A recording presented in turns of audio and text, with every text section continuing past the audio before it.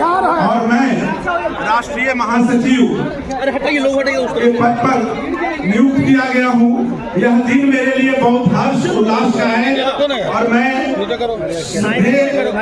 हमारे राष्ट्रीय अध्यक्ष बाबूजी श्री ओम प्रकाश जी के लिए कृतज्ञ होकर मैं ये कहना चाहूँगा कि अब इस पार्टी के साथ दिन दूनी रात चौगुनी मिलकर बिहार के कोने कोने में जन जन तक भारतीय समाज पार्टी की आवाज को बुलंद करनी है और आप लोगों को 2025 के चुनाव में भी भारतीय समाज पार्टी का परचम लहराते हुए दिखेगा। कितने सीट पे? देखिए, सीटों की बंटवारा और सीटों की चीजों पर तो शीर्ष नेता तय करते हैं, लेकिन हमारे शीर्ष नेता निरंतर एनडीए के बीच वार्ता चल रही है और आशा है हम लोग को भी अच्छी सीट मिलने जा रही है।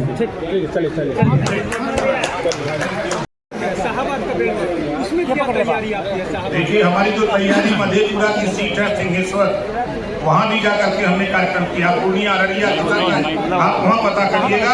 भारतीय समाज पार्टी के चाहने वाले लोग जो वंचित शोषित पीड़ित हैं वो भारतीय समाज पार्टी के साथ खड़े हैं। आप जाएंगे सीवान, आप जाएंगे गोपालगंज, आप जाएंगे जो बेतिया, इसी इलाके में बिहार के हम लोग 32 जिले में काम कर रहे हैं और 32 जिले में हम लोगों ने वो हालत पैदा किया है कि गरीब भारतीय समाज पार्टी के साथ अंगड़ाई लेकर के खड़ा है। अच्छा, राहुल गांधी को लेकर के क्या कहेंगे आप? जिस तरीके से उनके मन से ढके हुए कारतूस हैं।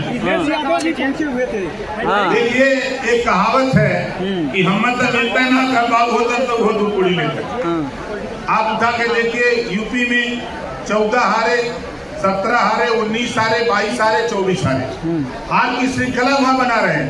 यहाँ आ रहे हैं जितवाने, अपना तो जीत ही नहीं पा रहे हैं, यहाँ आ रहे हैं जितवाने। अभी तो थे साथ में, मैं तो साथ का पता करो ना, कांग्रेस के साथ थे तो 47 सीट जीते, जब मैं साथ आया था 125 सीट जीतवाया। ये है इतिहास ओम प्रकाश राजभर का। तो क्या फिर कांग्रेस के साथ जाएंगे?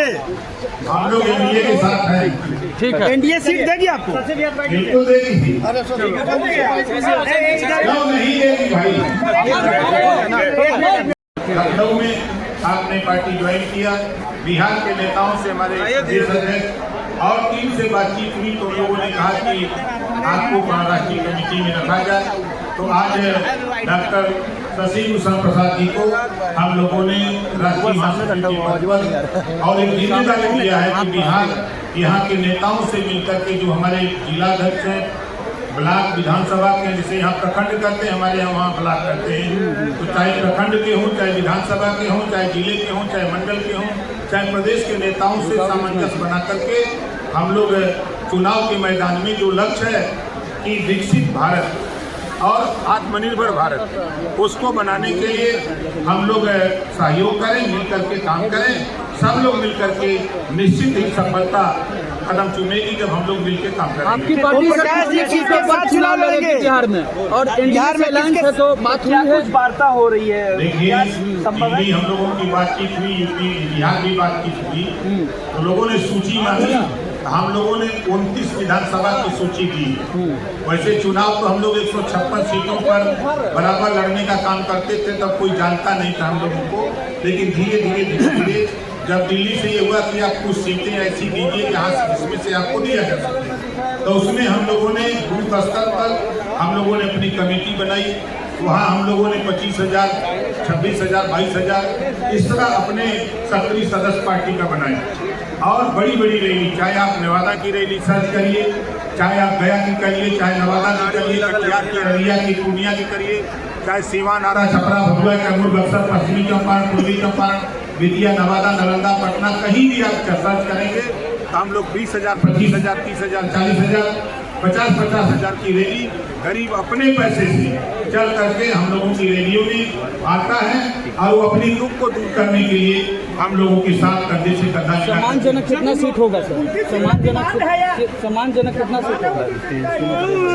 मात्र बहुदर से सूची मांगी गई थी, हम लोगों ने उस सूची 29 सीटों की प्रोवाइड कराया है और उसी 29 सीट में से हम लोगों की सीटें मिलेंगी। सर, पूर्वांचल में आपकी मजबूत पकड़ है। पार्टी यहाँ 20 साल से हम लोग बिहार में काम करते हैं।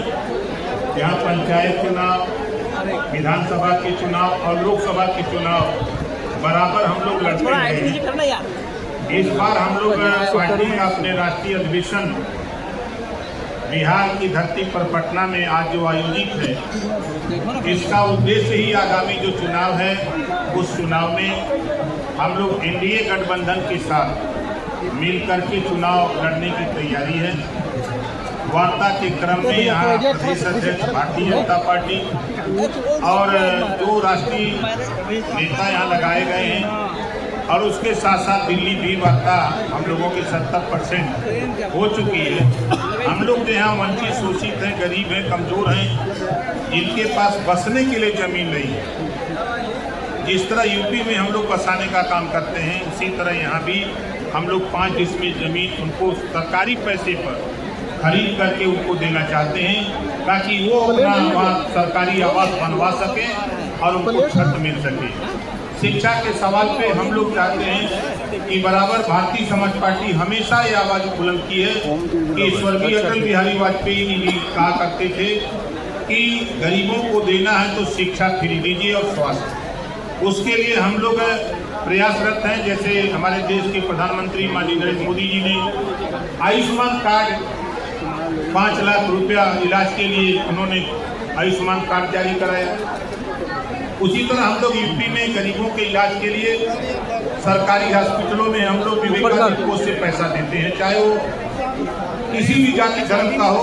उसके लिए हम लोग 5 लाख 4 लाख 6 लाख 10 लाख डॉक्टर जो एस्टीमेट बना के देता है उतना पैसा हम लोग वहाँ देते हैं। हम लोग रोजगार परक शिक्षा, हम लोग जिस तरह यूपी में हम लोग काम करें उसी तरह बिहार में भी हम लोग रोजगार परक शिक्षा लागू कराने के लिए हम लोग प्रयासरत हैं कि जो नौजवान पढ़ लिख रहा है, इंटर कर लिया, बीए कर लिया, एमए कर लिया, उसके हाथ में कोई हुनर न होने की वजह से वो बेरोजगार है, तो उसको रोजगार परक शिक्षा कक्षा